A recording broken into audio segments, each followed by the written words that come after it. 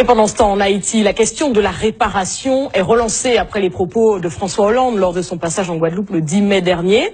En parlant de s'acquitter de la dette de la France envers Haïti, le chef de l'État a rouvert un douloureux contentieux mis au devant de la scène il y a plus de 10 ans par Jean-Bertrand Aristide. Michel Jean. Réparation, restitution, c'était le refrain du président Aristide en 2003, à la veille du bicentenaire de l'indépendance. Tout un battage médiatique avait été mené pour obtenir de l'ancienne puissance coloniale la restitution de l'indemnité colossale versée par Haïti. La France a extorqué indûment de l'argent au peuple haïtien lors du paiement de la dette de l'indépendance. Dans l'année 1825, en bas gros pression et menace, la France mettait main en bas gorge nous, n'en fait gouvernement bois et a payé 90 millions de francs l'or. Les francs or de l'époque avaient été convertis en dollars et à la virgule près par un savant calcul de Jean-Bertrand Aristide. Mais pour la première fois, le pouvoir haïtien osait revendiquer et réclamer son dû pour cette histoire longtemps occultée, voire falsifiée. Une véritable gifle infligée à la France. La restitution, c'est l'impossible qui sera rendu possible. Haïti est l'un des rares pays où les esclaves ont arraché leur liberté, mais ont dû aussi la payer chèrement. Un passé reconnu et assumé aujourd'hui par François Hollande. Avec le poids des mots prononcés en Guadeloupe le 10 mai dernier, certains ont cru que l'impossible allait devenir possible. Certains ont appelé cette exigence la rançon de l'indépendance. Eh bien, quand je viendrai en Haïti, j'acquitterai à mon tour la dette que nous avons.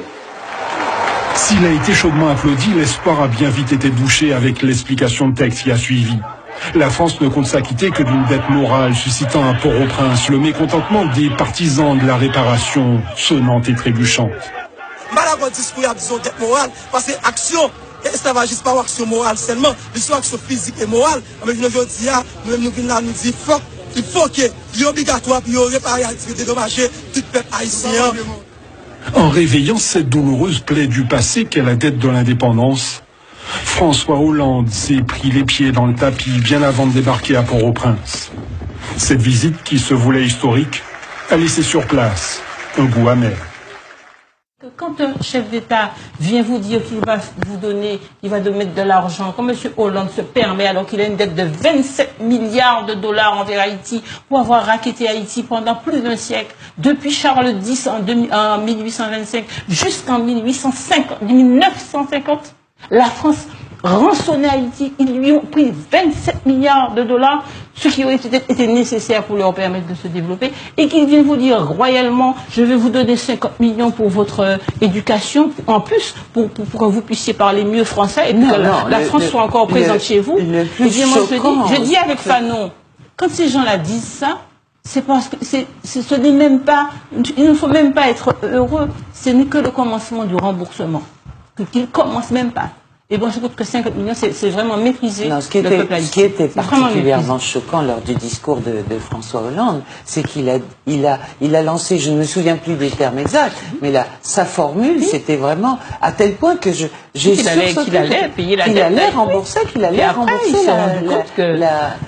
l'État haïtien. Et les gens ont applaudi. Les gens ont applaudi, ils y ont tous cru sur le moment. Après, on a rectifié en disant « Ah, mais ce n'est que la dette morale. » La France devra rembourser cette dette.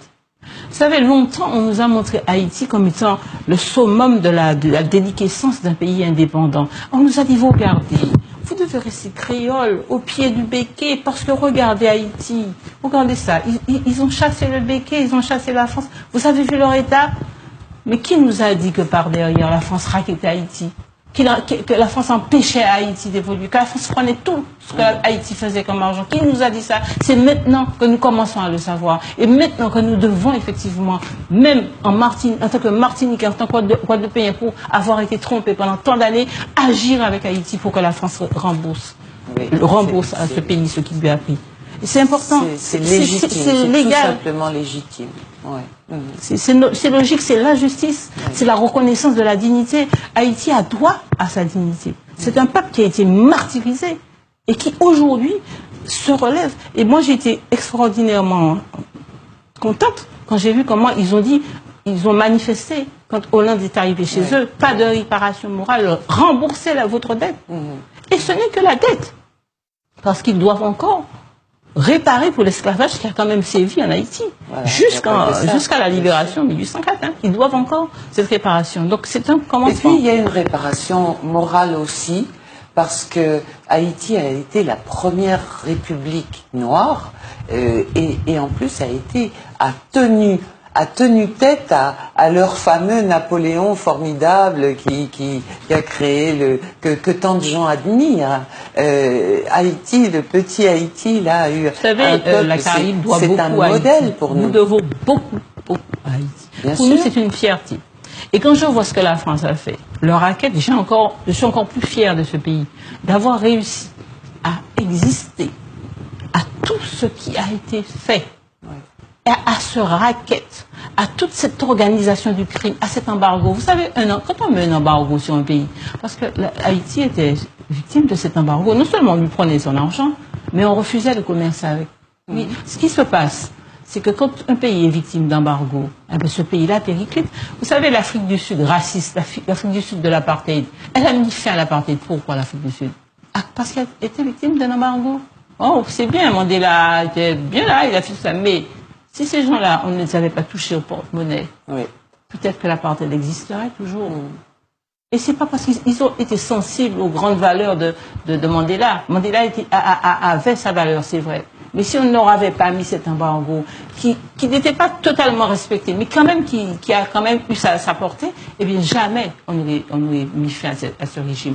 C'est pour vous prouver que Haïti a subi cet embargo pendant des siècles. Et moi, j'admire totalement qu'Haïti soit encore